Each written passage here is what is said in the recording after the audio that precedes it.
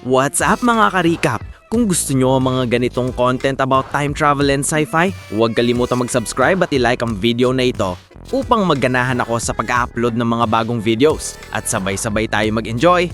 Halika, simulan na natin! Ito ang isipin, may isang babaeng nakatira kasama ang kanyang asawa. Araw-araw silang nag-uusap. Mahal niya ang asawa niya. Nagtatawanan sila. Ngunit isang araw, nalaman niya ang isang nakakagulat na bagay. Ang kanyang asawa ay matagal nang namatay. Kaya ang tanong ngayon, sino ang lalaking nakatira kasama niya? Maligayang pagdating, mahal naming mga kaibigan. Alamin natin ang katotohanan. Ang kwento ay nagsisimula sa isang babae na nagngangalang Annabelle. Mga kaibigan, ang panahon ay 1918. Malapit nang matapos ang unang digmaang pandigdigan. Ang kapatid ni Annabelle ay pumunta sa France upang lumaban sa giyera. Araw-araw, hinihintay siya ni Annabelle. Patuloy siyang umaasa na isang araw ay babalik ito. Isang araw, nakatanggap si Annabelle ng sulat mula sa kanyang kapatid. Sa sulat, isinulat niya na malapit nang matapos ang giyera at babalik sila kaagad. Dahil dito, muling naging masaya at puno ng pag-asa si Annabelle.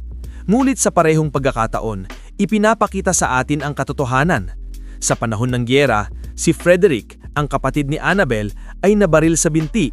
Malubha siyang nasugatan at naiwan sa larangan ng digmaan. Pagbalik sa bahay, pumunta si Annabelle sa stasyon ng tren. Naniniwalang babalik si Frederick sa tren ngayong araw. Naghintay siya ng naghintay, ngulit hindi ito dumating. Umalis ang tren at wala pa rin si Frederick. Lubhang nalungkot si Annabelle. Nakita siya ng isang sundalo na nagngangalang Samuel at kinausap. Sinabi niya sa kanya na maraming nasugatang sundalo ang hindi darating ngayon at babalik pagkatapos ng ilang araw. Pagkarinig nito, nakaramdam ng kaunting ginhawa si Annabelle. Nagsimula siyang maniwala na babalik ang kanyang kapatid kaagad. Tinulungan din ni Samuel ang isang matandang babae na naghihintay sa kanyang anak sa stasyon. Hindi rin nakabalik ang kanyang anak. Sinabi ni Samuel sa kanya na huwag mag-alala dahil ang pangalan ng kanyang anak ay wala sa listahan ng mga namatay. Mga kaibigan, ang listahang ito ay inilalagay sa stasyon araw-araw at narito ang mga pangalan ng mga sundalong namatay sa giyera. Napansin ni Annabelle si Samuel mula sa malayo at pagkatapos ay umuwi. Sa bahay, ang ama ni Annabelle, si Michael, ay napakasakit. Kadalasan nananatili siya sa kama. May 3 katulong sa bahay na namamahala sa lahat ng bagay. Ang kanilang mga pangalan ay Ben, Ruth at Mary. Pumunta si Annabelle sa kanyang ama at sinabing, "Ama, hindi pa rin dumating ang kapatid ko ngayon." Kalmadong sumagot si Michael, "Ayos lang. Pumunta ka ulit sa stasyon bukas. Magpasensya ka, maghintay ka." Naging emosyonal si Annabelle at sinabing, "Ipinadala mo ang kapatid ko sa giyera dahil sa iyong pagmamataas at dangal. Maaari mo siyang pinigilan." Pumunta si Frederick dahil gusto niya ang iyong respeto. Gusto niyang maging isang mabuting anak sa iyong paningin. Mga kaibigan, si Michael ay isang napakamakabayanin at istriktong tao. Malalim ang kanyang paniniwala sa paglilingkod sa bansa, kaya pinayagan niya ang kanyang anak na pumunta sa giyera. Kahit ngayon, matinggi pa rin ang kanyang paniniwala na babalik si Frederick ng ligtas. Ngunit iba si Annabelle. Natatakot siya para sa kanyang kapatid. Malalim sa loob, halos nawalan na siya ng pag-asa. Kaya pumunta siya sa simbahan upang manalangin. Sa simbahan, naroon din si Samuel. Nang nakita niya si Annabelle, nakilala niya ito at sinabing, "Nagkita tayo sa stasyon ng tren, tama? Naaalala kita." Ipinakilala niya ang kanyang sarili muli at sinabi ni Annabelle sa kanya ang kanyang pangalan. Sa parahan ng pagsasalita ni Samuel, napagtanto ni Annabelle na siya ay Amerikano. Ipinaliwanag ni Samuel, "Ako ay mula sa England, ngulit nakatira ako sa Amerika. Dumating ako dito para sa bakasyon bago pumunta sa giyera. Ang aking ina ay nakatira dito. Dinala ako ng kanyang ina sa Amerika ilang araw lamang pagkatapos kong ipanganak." Mga kaibigan, tandaan ito. Noong unang digmaang pandigdigan, ang Amerika at England ay nasa iisang panig. Kaya si Samuel ay pupunta rin upang lumaban sa giyera para sa England. Pagkatapos, tinanong ni Samuel si Annabelle, "Naghihintay ka ba sa iyong nobyo sa stasyon?" Mahinang numiti si Annabelle at sumagot, "Hindi, hinihintay ko ang aking kapatid. Wala akong nobyo." Pagkatapos nito, umuwi si Annabelle. Kinabukasang umaga, dinalhan siya ni Mary ng ilang bulaklak. Ipinadala ito ni Samuel para kay Annabelle. Tinanong ni Annabelle si Mary, Umalis na ba ang lalaking nagdala ng mga bulaklak na ito? Sabi ni Mary, "Oo, sa tingin ko umalis na siya." Lumabas si Annabel upang hanapin siya, ngunit wala na si Samuel. Sa halip, nakilala niya si Ben. Binigyan siya ni Ben ng postcard na ipinadala ni Frederick, ang kanyang kapatid. Isinulat ni Frederick ang sulat na ito mula sa bilungan. Nahuli siya ng kaaway at malubha ang pagtrato sa kanya. Ipinapakita sa atin si Frederick. Sugatan siya at naglalakad ng pilay dahil nasugatan ng kanyang binti ng bala. Kahit sa bilungan, pinipilit siyang magtrabaho. Pinapayagan siyang magpadala ng isang sulat sa isang buwan. Iyon ang patakaran doon. Pagkatapos basahin ang sulat, labis na nalungkot si Annabel, ngulit nakaramdam siya ng kaunting ginhawa na buhay ang kanyang kapatid. Ngulit alam niya na kung malalaman ng kanyang ama si Michael kung gaano naghihirap si Frederick dahil sa kanyang mahigpit na paniniwala, hindi niya ito kakayanin. Kaya sinabi ni Annabel kay Ben, "Pakiusap, huwag mong sabihin kay ama tungkol dito." Ilang araw pagkatapos, nalaman ni Annabel na halos lahat ng mga kalalakihan sa England ay pumunta sa giyera. Dahil dito, nagsimulang magtrabaho ang mga kababaihan sa mga bukid. Gusto rin tumulong si Annabel sa kanyang bansa by gawin ang trabahong ito. Ngulit hindi siya pinayagan ni Michael. Dahil dito, labis na nalungkot si Annabel. Sinabi naman ni Ruth sa kanya, "Sa umagang bukas, makakalimutan na ng iyong ama ang sinabi niya. Kung gusto mo, maaari kang pumunta. Matanda na si Michael at madalas makalimutan." Naintindihan ito, nagpasaya si Annabel na magtrabaho sa bukid. Doon niya muling nakilala si Samuel. Dumadaan siya at tinulungan siya sa trabaho. Nag-usap sila at nagkasama. Pagkatapos ng trabaho, pumunta sila sa isang bar. Sa bar, umorder sila ng inumin para sa isa't isa. Binigyan ng bartender si Annabel ng inumin, ngulit tumangging pagsirbihan si Samuel. Nagsimulang magsalita ang mga tao doon na ang lahat ng mga kabataang lalaki ay lumalaban sa giyera habang si Samuel ay nag-e-enjoy dito. Nakita si Samuel kasama si Annabel, inakusahan nila na nagkakatuwasan kasama isang babae habang ang iba ay isinasaalang-alang ang kanilang mga buhay sa giyera. Dahil dito, nakipag-away si Samuel sa isa sa mga lalaki at binugbog siyang nabuti. Pagkatapos ng insidente, sinabi ni Annabel kay Samuel na hindi na sila dapat magkita muli dahil magsisimulang mag-isip ng masama ang mga tao tungkol sa kanila. Ngunit sinabi ni Samuel, "Hindi ko kayang lumayo sa iyo." Sa sandaling iyon, sinabi niya sa kanya na mahal niya ito at itinalay niyang halikan siya. Ngunit walang sinabi si Annabel at tahimik na umalis. Pagkatapos nito, nakita natin ang ama ni Annabel na dahan-dahang bumangon sa kanyang kama at naglakad ng hindi magalok. Habang gumagalaw siya sa bahay, napansin niya ang postcard. Ito ang parehong postcard na ipinadala ni Frederick mula sa bilungan. Nang basahin ni Michael, sa wakas ay naintindihan niya ang katotohanan. Ang kanyang anak ay buhay, ngulit nakakulong sa bilungan ng kaaway. Sobra sa kanya ang pagkaunawa. Ang pagkabigla ay sobra para sa kanyang mahinang katawan at namatay ng atake sa puso. Lubos na nabasag si Annabel sa pagkamatay ni Michael. Pagkatapos, ginanap ang libing ni Michael. Nang narinig ni Samuel ang balita, pumunta siya para makita si Annabel. Mahinang sinabi niya sa kanya na kung gaano siya nalulungkot at hiniling niya sa kanya na alalahanin ang kanyang ama ng may kapayapaan, hindi luha. Sinabi niya na hindi kailanman gugustuhin ng kanyang ama na makita siyang naghihirap. Sa kanyang tahimik na paraan, inaliw si Annabel ni Samuel. Ganoon pa sumayaw pa sa kanya para pasayahin ito. Pagkatapos noon, nagsimulang magkita sina Annabel at Samuel araw-araw. Sa wakas ay pinasalamatan siya ni Annabel para sa mga bulaklak na minsan niyang ipinadala. Dinala niya si Samuel sa kanyang tree house, isang lugar na puno ng kanyang mga alaala sa pagkabata at lumang laruan. Doon, muling sinabi ni Samuel sa kanya ang kanyang nararamdaman. Sa pagkakataong ito, hindi siya itinakwil ni Annabel. Naghalikan sila at lumalim ang kanilang pagiging malapit. Gayunpaman, ang takot ay naninirahan sa puso ni Annabel. Sinabi niya kay Samuel na natatakot siyang pumunta ito sa giyera at hindi na makabalik, tulad ng kanyang kapatid. Nakinig si Samuel at pagkatapos ay nagsabi ng isang makabuluhang bagay. Sinabi niya kay Annabel na kailangan niya ng dahilan para makabalik mula sa giyera. Kailangan niya ng naghihintay sa kanya. Wala siyang sariling pamilya at bago umalis, gusto niyang pakasalan siya. Hiningi niya kay Annabel na maging kanyang asawa. Napuno ng kaligayahan si Annabel at hindi nagtagal ay nagpakasal ang dalawa. Ilang araw na lamang ang natitira bago matapos ang leave ni Samuel, kaya't ginugol niya ang bawat sandali na kaya niya kay Annabel. Nanirahan sila ng magkasama sa bahay ni Annabel. Nakilala rin ni Samuel sina Ruth, Ben at Mary. Ngayon na sila ay mag-asawa, walang anumang nakakahadlang sa kanila. Bumuo sila ng isang maliit at mapayapang mundo ng magkasama.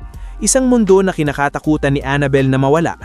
Isang gabi habang natutulog si Samuel, nagkaroon si Annabel ng nakakatakot na panaginip.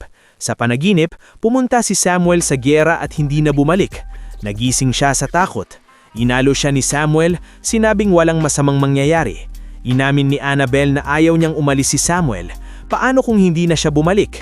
Nangako si Samuel na babalik siya. Sinabi niya kay Annabel na huwag mag-alala, na malapit nang matapos ang giyera. Sinabi niya na maghihintay siyang makabalik kay Annabel nang kasinsabik ni Annabel na maghihintay sa kanya. Ang mga salitang ito ay nagpakalma kay Annabel, kahit kaunti lang. Hindi nagtagal ay dumating ang araw na kailangang umalis ni Samuel. Naantala ang kanyang tren at sabay silang tumakbo patungo sa istasyon. Sa huling sandali ay nakasakay si Samuel sa tren. Walang maayos na pamaalam, walang huling yakap, isang huling tingin lamang. Nang may mabigat na puso, naghiwalay sila. Pagkaalis ni Samuel, ginugol ng kanyang mga araw sa paghawak sa mga alaala, muling pinapanood ang bawat sandali na pinagsama-sama nila at naghihintay sa pangakong iniwan niya. Samantala, ipinakita sa atin si Samuel sa France. Nasa gitna siya mismo ng larangan ng digmaan. Bigla, nagsimula ang malakas na putukan at pagsabog sa paligid. Lumilipad ang mga bala kung saan-saan. Nakaligtas si Samuel sa atake at sinubukan pa niyang iligtas ang isang sugatang sundalo na nakahiga malapit. Kinaladkad niya palayo ang sugatang lalaki. Sinisikap niyang tulungan ito. Sa kasabayan nito, malayo sa larangan ng digmaan, muli nagkaroon si Annabel ng isang kahilahilakbot na panaginip. Sa panaginip, may masamang nangyari kay Samuel. Nagising siya sa takot. Pagkatapos nito, dahan-dahang naging tahimik at malungkot si Annabel. Ginugol niya ang lahat ng kanyang oras sa pag-iisip kay Samuel. Araw at gabi, si Samuel lang ang nasa isip niya. Hininga rin siya ng paglabas sa kanyang silid. Pagkatapos, isang araw, ang matagal na paghihintay ni Annabel ay sa wakas ay natapos. Habang umiiyak siya ay may narinig siyang boses malapit sa kanyang tainga na sinasabing, "Naririnig mo ba ako?" Nagising si Annabel sa gulat. Nang imulat niya ang kanyang mga mata at makita si Samuel sa tabi niya, hindi siya makapaniwala. Labis siyang napuspos ng kaligayahan.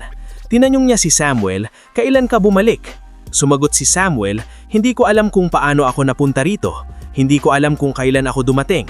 Pagkatapos nito, muling nagkalapit ang dalawa. Kalaunan, sinabi ni Samuel kay Annabel na malabo ang kanyang memorya. Sinabi niya na hindi niya maalala kung paano siya nakarating kay Annabel. Dahan-dahang sinabi ni Annabel na magpahinga si Samuel at sinabing babalik ang lahat sa tamang panahon. Tinanong ni Samuel kung ano ang huling bagay na naaalala niya. Sinabi ni Samuel na sumusulong sila sa gitna ng putukan niyang kalaban.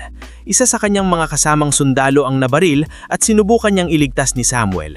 Kinaladkad niya ito sa likod ng isang bato, ngunit doon namatay ang lalaki. Pagkatapos ng sandaling iyon, nagdilim ang lahat. Hindi niya maalala kung ano ang nangyari pagkatapos. Isang bagay lang ang naaalala niya, na gusto niyang bumalik kay Annabel.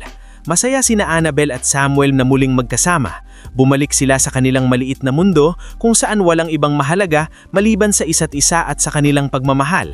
Ngunit nagsimulang mangyari ang mga kakaibang bagay.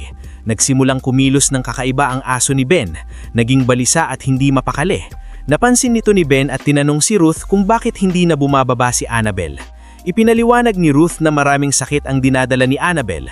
Nakakulong ang kanyang kapatid sa kulungan ng kalaban. Kamakailan lamang nawalan ng kanyang ama at ngayon ay pumunta sa giyera ang kanyang asawa. Hiningi ni Ruth kay Ben na huwag siyang gambulihin at huwag makipag-usap tungkol sa giyera. Sinabi niyang lumabas si Annabel sa hardin kanina at dahan-dahang magiging maayos. Kahit pagkatapos nito, hindi mapakali si Ben. Ang kakaibang pag-uugali ng kanyang aso ay nag-aalala sa kanya. Isang araw, nakita ni Ben si Annabel na nakikipag-usap sa isa, ngunit walang ibang tao doon.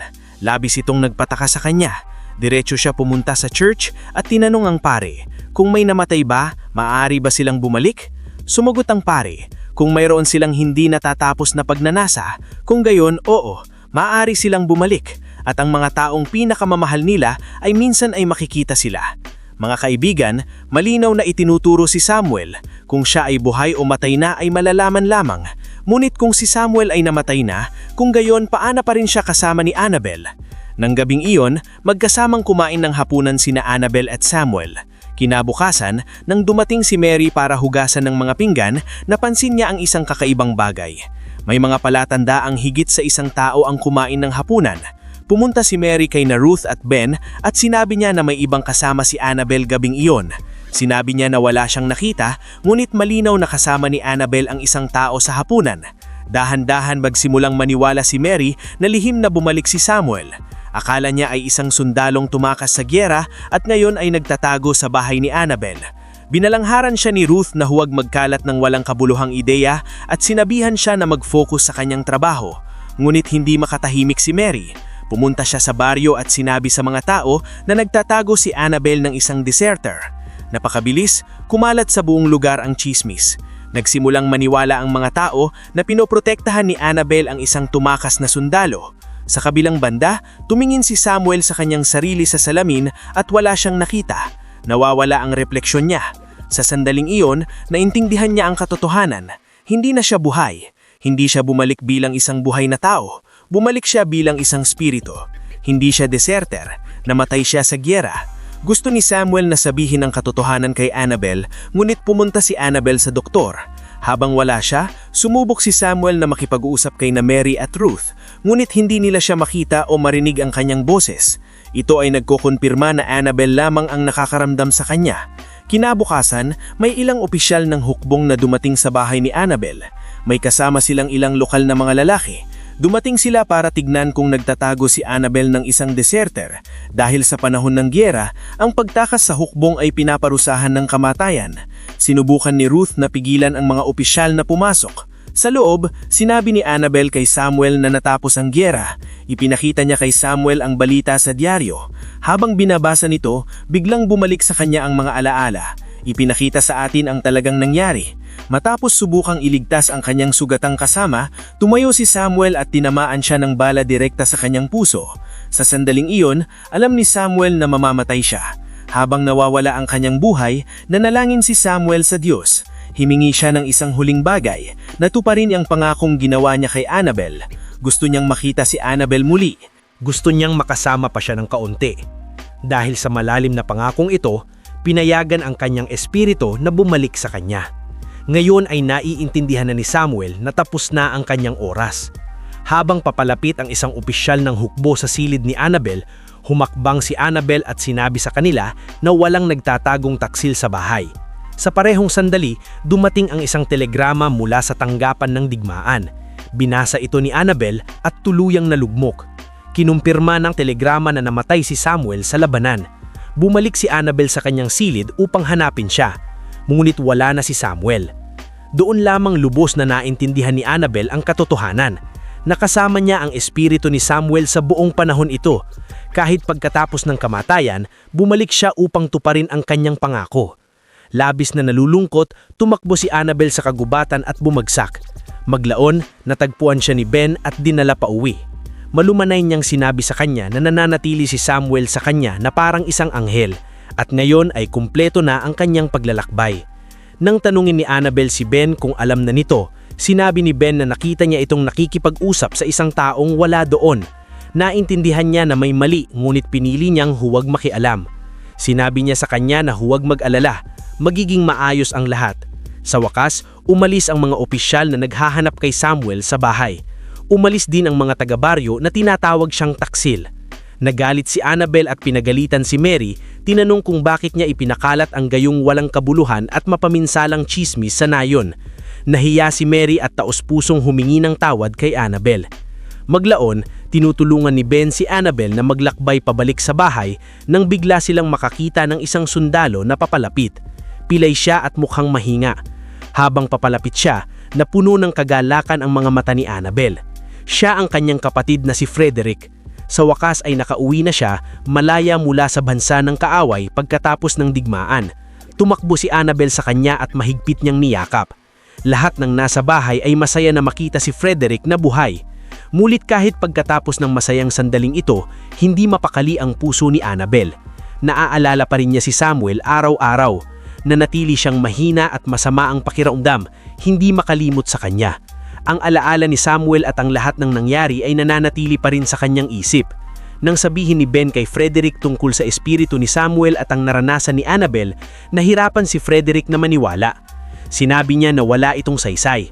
Sinabi niya na nakipag-usap siya sa isang doktor at plano niyang dalhin si Annabel para sa paggamot. Naniniwalang may sakit siya dahil sa kalungkutan. Nang gabing iyon, habang natutulog si Frederick, lumitaw si Samuel sa kanyang panaginip. Hindi pa nakikita ni Frederick ang larawan ni Samuel, gayunpaman ay malinaw niya itong nakikilala. Sa panaginip, kinausap ni Samuel si Frederick, hiniling niya sa kanya na alagaan si Annabel. Sinabi niya na palagi siyang mananatiling malapit dito. Ang makasama si Annabel ay mas mahalaga sa kanya kaysa sa kapayapaan o kaligtasan. Nagising si Frederick na nagulat. Ang panaginip ay parang totoo. Agad siyang pumunta kay Annabel at sinabi sa kanya ang lahat. Sinabi niya na dumating si Samuel sa kanyang panaginip at sinabi sa kanya na palagi siyang nasa paligid niya. Sinabi niya kay Annabel na ang buhay na hindi nabuhay ni Samuel ay mabubuhay ngayon pamamagitan ng kanyang anak. Ipinamiwanag niya na ang sakit na nararamdaman niya ay hindi kahinaan. Ito ay ipeg. Ang ipag-ibig na napakalakas na nagpabalik kay Samuel kahit pagkatapos ng kamatayan.